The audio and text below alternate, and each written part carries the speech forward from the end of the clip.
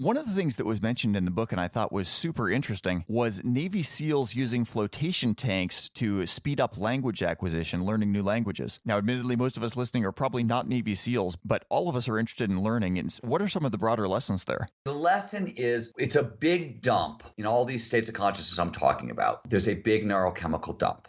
5, 6 of the most potent neurochemicals the brain can produce get dumped in at once. Why does this matter? The more neurochemicals that show up during experience, the better chance that experience will move from short-term holding to long-term storage. This is how memory works. This is how learning works. So in these states, we see massively heightened learning. In research done on snipers and radar operators where they use neurofeedback to drive people into flow, they found people learn 470% faster than normal. It's a huge boost. So the same people who did that research, advanced brain monitoring, Carlsbad, California, tricked out isolation float tanks for the Navy SEALs. So they took standard float pods, which get rid of the self because they remove all the inputs from which we can construct the self. No sight, no sound, no body temperature, all that stuff. So the self disappears that way. And they have gussied them up with neural feedback, with entrainment, with heart rate variability and some other biometrics. And the Navy SEALs are predominantly using them for recovery, which is a huge deal. They are figuring out how to massively accelerate post-mission recovery times with these tanks. But they also figured out that once you kick people into a non-ordinary state, because these chemicals are in your body, you can train them up in languages. And for SEALs, when they end up behind enemy lines,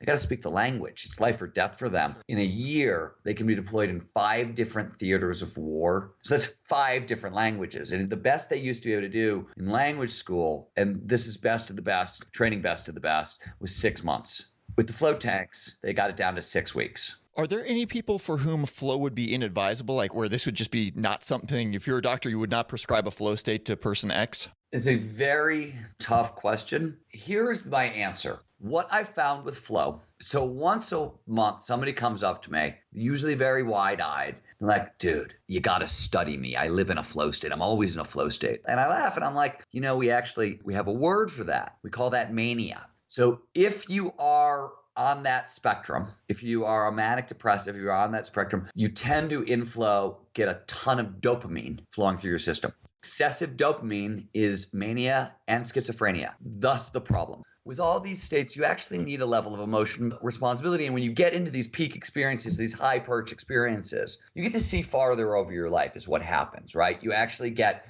a little more perspective. And stealing fire on this very idea. This does not excuse you from the human condition. You have to actually do that work to really utilize these states. Otherwise, they tend to go badly. When you do the work, you get to move farther up the development scale. You become more mature. You gain all the traits that we associate with wisdom very, very quickly. It's an accelerant up that scale, but you've got to do the homework. If what you've heard on Flow Research Collective Radio has been helpful, please consider doing us a solid and leaving us a review on Apple Podcasts, Spotify, or wherever you are listening to this. Reviews help us connect to a wider audience so we can get these peak performance principles out to more people.